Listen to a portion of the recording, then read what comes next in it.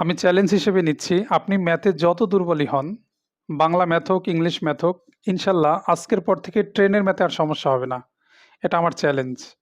ভিডিওটা শেষ পর্যন্ত দেখেন, আশা করছি উপকার হবে। যদি ভালো লাগে কাইন্ডলি শেয়ার করে রেখে দিবেন। ওকে?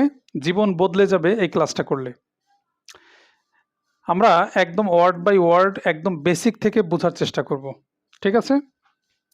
প্রশ্নটা কি বলছে? প্রথম প্রশ্ন, A train 120 meter long is traveling at a speed of 60 kilometre per hour.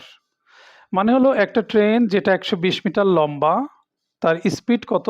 60 kilometre per hour, মানে 1 ঘন্টায় 60 কিলোমিটার যায়, স্পিড বলছে।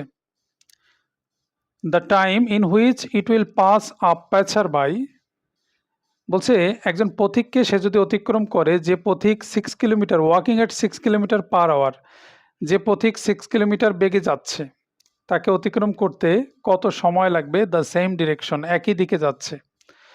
সহজভাবে আমি যদি বলি এরকম, একটা ট্রেন যার দৈর্ঘ্য হচ্ছে 120 মিটার আর বেগ হচ্ছে 60 কিলোমিটার পার আওয়ার, ওই ট্রেনটা যেদিকে যাচ্ছে একজন পথিকও সেদিকে যাচ্ছে, পথিকের বেগ হচ্ছে 6 কিলোমিটার পার আওয়ার। ওকে, প্রশ্ন বলছে ওই ট্রেনটা ওই পথিককে অতিক্রম করবে কত সময়ে, এটা প্রশ্ন। তো দেখেন, আমরা একটু বুঝে বুঝে শিখি। এটা আল আরাফা ইসলামী ব্যাংকে আসছিল। সময় জানতে চেয়েছে, টাইম। এখন আমরা জানি টাইম মানে কি? টাইম মানে ডিস্টেন্সকে স্পিড দিয়ে ভাগ, এটা মনে রাখবো আমরা। টাইম সমান কি? ডিস্টেন্সকে স্পিড দিয়ে ভাগ, দূরত্বকে যদি বেগ দিয়ে ভাগ দিই তাহলে আমরা সময় পেয়ে যাব। এখন যে রুলটা মনে রাখতে হবে সেটা হলো, সবসময় মনে রাখবেন ডিস্টেন্সটা প্লাস হবে, স্পিডটা প্লাস হতে পারে, মাইনাসও হতে পারে। ডিস্টেন্সটা অল টাইম প্লাস হবে, আর স্পিডটা প্লাসও হতে পারে, মাইনাসও হতে পারে। প্লাস কখন নিব? যদি প্রশ্নে কখনো অপোজিট ডিরেকশন বলে, অপোজিট, বিপরীত দিক থেকে আসছে, তখন আমরা প্লাস ব্যবহার করব। মাইনাস কখন নিব? যদি কখনো সেম ডিরেকশন বলে, তখন আমরা মাইনাস ব্যবহার করব। ওকে, টাইম সমান কি? ডিস্টেন্সকে স্পিড দিয়ে ভাগ, ডিস্টেন্স সবসময় প্লাস করব, দুইটা দৈর্ঘ্য যদি থাকে। আর একটা দৈর্ঘ্য যদি থাকে তাহলে আর প্লাস করার কিছু নাই, একটা দৈর্ঘ্য নিয়ে আমরা কাজ করব। আর স্পিড প্লাসও হতে পারে, মাইনাসও হতে পারে, অপোজিটের জন্য প্লাস আর সেমের জন্য মাইনাস। আচ্ছা, এখন এই প্রশ্নটা যেটা আমরা দেখতে পাচ্ছি সেটা হলো, দৈর্ঘ্য একটা দেখতে পাচ্ছি, ডিস্টেন্স মানে দৈর্ঘ্য ভাবতে পারেন। ওকে, একটা দৈর্ঘ্য দেখতে পাচ্ছি সেটা হলো 120 মিটার, লিখলাম। স্পিড যেহেতু একই দিকে যাচ্ছে তাহলে আমরা কোনটা নিব? মাইনাসটাকে নিব। একটা স্পিড হচ্ছে 60 আর একটা স্পিড হচ্ছে 6, তাহলে 60 থেকে 6 বিয়োগ। ওকে, কিলোমিটার পার আওয়ার। বোঝার চেষ্টা করি আমরা, দৈর্ঘ্যটা মিটারে আছে বাট বেগটা কিসে আছে? কিলোমিটার পার আওয়ারে আছে।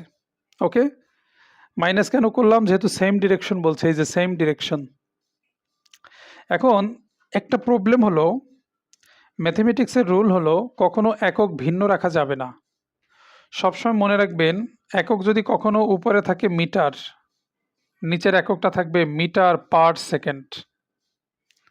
উপরের এককটা যদি মিটারে থাকে, নিচের এককটা থাকবে মিটার পার সেকেন্ড। ওকে, তাহলে এখানে মিটার আছে বাট এখানে আছে কিলোমিটার পার আওয়ার। এই যে ভিন্নতা আছে, এই ভিন্নতা রেখে ম্যাথটা করা যাবে না। তাহলে একক কি সেম কিভাবে করব? দেখেন, উপরে 120 মিটার আছে, 60 থেকে 6 বিয়োগ করলে কত হবে? 54 কিলোমিটার পার আওয়ার। একে যদি আমরা ওই মিটার সেকেন্ডে করতে চাই, মনে রাখবেন 5/18 দিয়ে গুণ দিব, তাহলে এটা মিটার পার সেকেন্ডে কনভার্ট হয়ে যাবে। তাহলে একটা বিষয় আমরা মনে রাখবো, কিলোমিটার পার আওয়ার যদি কখনো থাকে, 5/18 দিয়ে যদি গুণ দেই তাহলে সেটা কি হয়ে যাবে? মিটার পার সেকেন্ডে কনভার্ট হয়ে যাবে। আর মিটার পার সেকেন্ড কেন কনভার্ট করব? কারণ উপরে যেহেতু মিটার আছে, আমার নিচেও মিটার পার সেকেন্ড থাকতে হবে। এটা কাটাকাটি করব, তাহলে অ্যান্সারটা চলে আসবে। দেখি কাটাকাটি করলে কি আসে। 18 দিয়ে যদি কাটি, 3 18 54। তাহলে দেখেন, উপরে থাকে 120 আর নিচে কত থাকে? 3 5 15। 120কে যদি 15 দিয়ে ভাগ দিই তাহলে 8 সেকেন্ড আসতেছে। হ্যাঁ, তাহলে এই প্রশ্নের অ্যান্সার হবে 8 সেকেন্ড। একটা ম্যাথ আমি একটু সময় দিয়ে করলাম। এই টাইপের যত প্রশ্ন আসুক আপনি ইজিলি অ্যান্সার করতে পারবেন, ঠিক আছে? তাহলে টাইম সমান কি হবে? Distance by speed. ডিস্টেন্স সবসময় প্লাস হবে, স্পিড প্লাস হতে পারে, মাইনাস হতে পারে। আর এখানে আমরা মাইনাস নিয়েছি যেহেতু সেম বলেছে।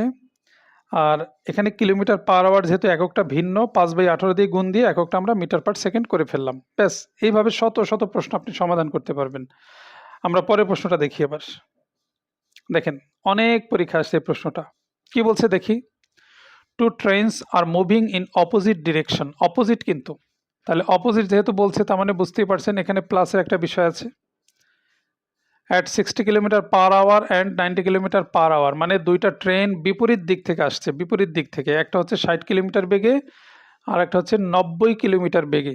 তাহলে এই দুইটাকে আমরা প্লাস করব, এটা আমাদের মাথায় রাখতে হবে। Okay, their lengths are 1.10 kilometre and 0.9 kilometre. তাদের দৈর্ঘ্য বলছে দুইটা, 1.10, 0.9।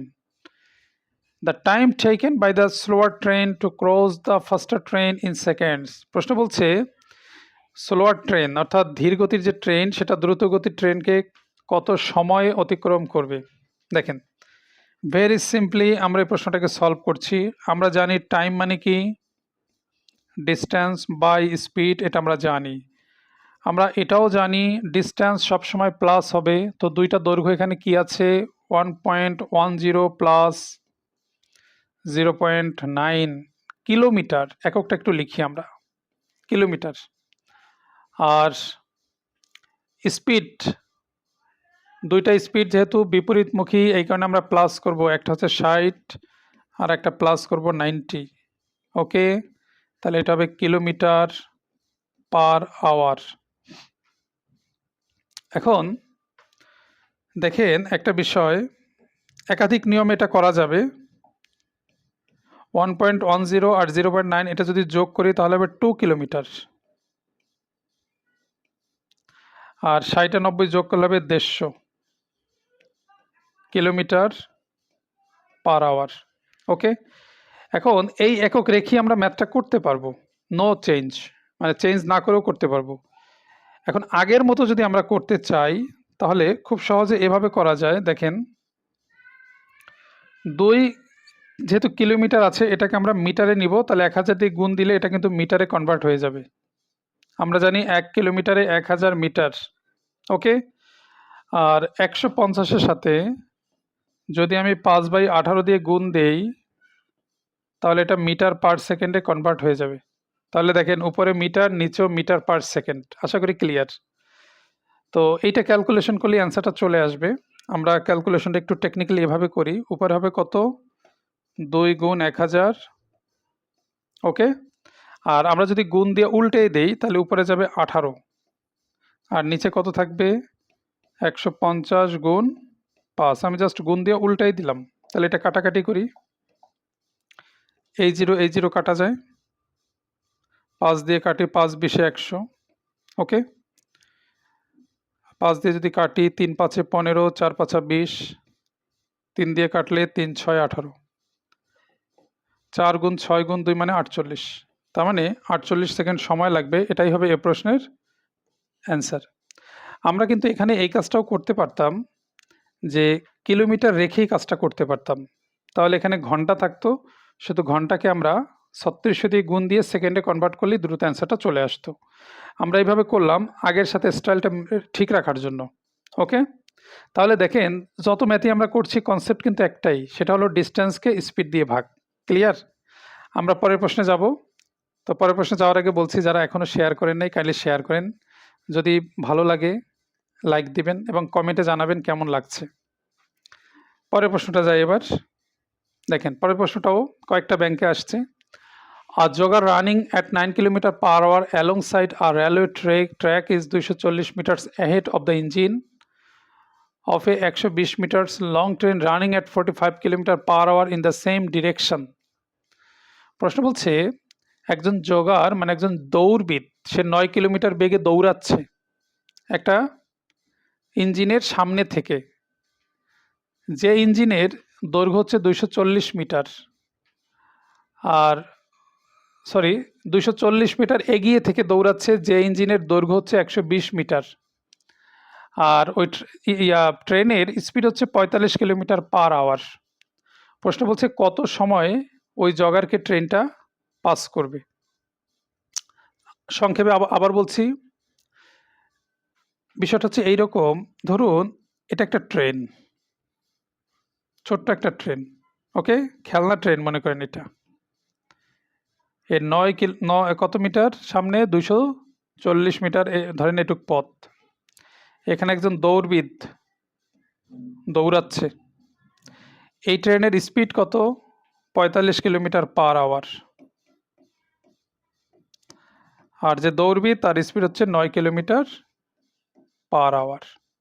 ট্রেনের দৈর্ঘ্য হচ্ছে 120 মিটার। ওকে, তাহলে দেখেন একদম ম্যাজিক্যাল ওয়েতে কীভাবে সলভ করি। আগের মতো কোনো চিন্তা ভাবনার কিছু নাই। আপনি একটু ভাবেন, টাইম জানতে চেয়েছে, আমরা জানি টাইম মানে কি, ডিস্টেন্সকে স্পিড দিয়ে ভাগ। আচ্ছা, দুইটা ডিস্টেন্স কি, একটা হচ্ছে 120 আর একটা হচ্ছে 240। আমরা করলাম যোগ, মিটার লিখলাম এককটা। আচ্ছা, নিচের স্পিডটা কি হবে, একই দিকে না বিপরীত দিকে যাচ্ছে? দেখি আমরা, সেম ডিরেকশন, সেম একই ডিরেকশন হলে মাইনাস করব আমরা। ওকে, মাইনাস, তাহলে 45 আর হচ্ছে 9, এই দুইটা মাইনাস হবে। 45 মাইনাস 9। দেখেন আমি কিলোমিটার পার আওয়ার লিখবো ঠিক না, কিন্তু 5/18 দিয়ে যদি গুণ দেই তাহলে আমি লিখতে পারবো একবারে মিটার পার সেকেন্ড, কারণ উপরে মিটার আছে। কত চমৎকার সিস্টেম। তাহলে 360 হবে উপরে, আর নিচে 45 থেকে 9 গেলে হবে 36 গুণ 5। আচ্ছা, এই 18টা গুণ দিয়ে উপরে দিয়ে দিই, আশা করি ক্লিয়ার। তাহলে আমার সেকেন্ড চলে আসবে। 18 দিয়ে কাটলে 18 দুগুণ 36, নিচে 5 দুগুণ 10, উপরে একটা 0 কাটা যায়, তার মানে 36 থাকে। ওকে, তাহলে 36 সেকেন্ড হবে এই প্রশ্নের অ্যান্সার। দেখেন কত চমৎকার ওয়েতে আমরা প্রশ্নগুলো সলভ করছি। তাহলে একটা ফর্মুলা দিয়ে ট্রেনের ম্যাথগুলোকে ইজিলি সলভ করা যাবে। ক্লিয়ার? সেটা হলো কি, টাইম সমান কি, ডিস্টেন্স বাই স্পিড। তো ভিডিওটি যদি ভালো লাগে কাইন্ডলি শেয়ার করবেন। আমার পেজে নতুন হয়ে থাকলে পেজটি ফলো বা লাইক দেবেন। সবাইকে অসংখ্য ধন্যবাদ।